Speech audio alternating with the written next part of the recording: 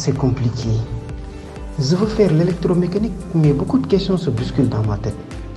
En fait, je ne sais plus quoi faire.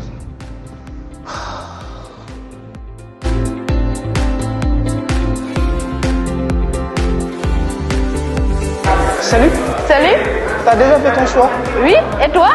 Non, je ne l'ai toujours pas fait. J'ai l'intention de choisir l'électromécanique, mais là j'ai des doutes. J'aimerais en savoir plus sur ce domaine avant de faire mon choix. Ah bon?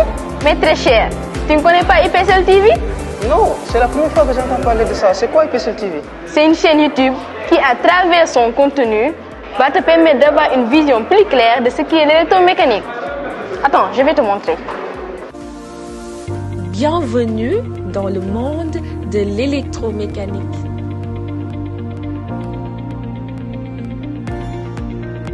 L'électromécanique est une discipline qui combine des éléments de l'électricité et de la mécanique. Elle englobe l'étude, la conception et la maintenance de systèmes qui intègrent à la fois des composants électriques et mécaniques. Au début des applications de l'électricité, celle-ci n'était bien souvent qu'une source d'énergie au service de la mécanique. Mais en ce début du XXIe siècle, c'est l'électricité et l'électronique qui ont souvent besoin d'un support mécanique ou micromécanique afin de pouvoir fournir un service ou d'assurer une fonction qui est utilisable. Cependant, il y a différents types d'électromécaniciens. Soit on est technicien électromécanique, c'est-à-dire que notre formation dans ce domaine a une durée de 2 ans, soit on est ingénieur électromécanique qui nécessite 5 années d'études telles que notre formation.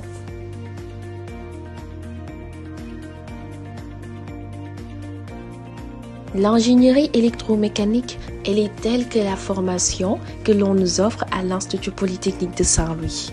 C'est un domaine d'études et de pratique qui se concentre sur l'intégration harmonieuse des principes fondamentaux de l'électricité et de la mécanique pour concevoir, développer et optimiser des solutions technologiques efficaces et fonctionnelles.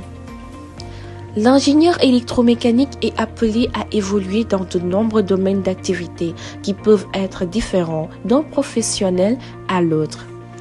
Cependant, ses fonctions les plus courantes sont de concevoir des prototypes de systèmes ou de machines-outils pour des usages industriels spécifiques, de tester des systèmes électromécaniques dédiés à différents secteurs de la société, de rédiger des dossiers techniques et la documentation technique finale à destination des clients, d'étudier et d'identifier des évolutions de composants, produits ou équipements, d'estimer les coûts de fabrication, d'installation, d'entretien et de maintenance des systèmes électromécaniques, de participer à l'installation de machines neuves dans une usine, un atelier mécanique ou bien un chantier, de contrôler et de prévenir les risques de panne de façon régulière, de procéder à la réparation du matériel défectueux ou de manager une équipe. Vous vous demanderez sûrement c'est quoi le travail du technicien?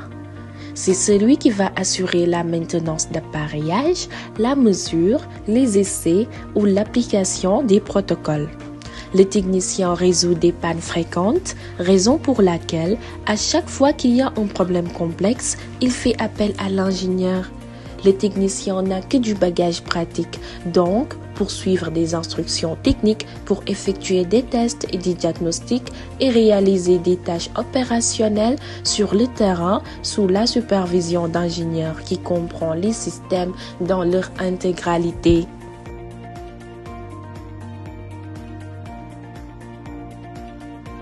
On les trouve dans l'aérospatiale, la métallurgie, la plasturgie, l'automatisation industrielle, les industries pétrolières, les systèmes de contrôle, les systèmes de transport, la machinerie et les équipements d'industrie papetière, l'industrie de l'armement, les énergies, la robotique, l'électronique, etc.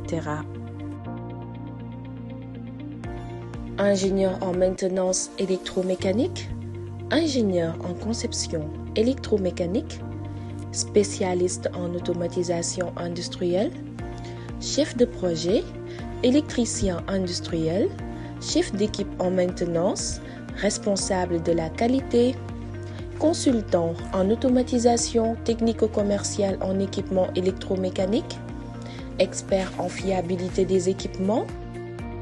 Cette vidéo a répondu à toutes mes questions. Là, je suis prêt à m'enfoncer dans ce domaine. Merci du fond du cœur. Je vous en prie, très cher. Aujourd'hui, nous vous apportons des conseils pour être de bons futurs ingénieurs électromécaniques. Il faut savoir qu'un électromécanicien doit avoir de réelles capacités d'adaptation et de réactivité. Il doit se tenir informé des innovations techniques et doit être capable de travailler aussi bien en équipe que de manière autonome. Ses aptitudes à l'observation, à l'analyse et à la déduction doivent lui permettre de résoudre divers problèmes. La maîtrise de l'anglais technique est toujours recommandée. Et pour finir, l'ingénieur électromécanique doit être capable de lire les plans et les schémas en 2D comme en 3D. Une bonne maîtrise des outils informatiques et des logiciels de maintenance est également indispensable.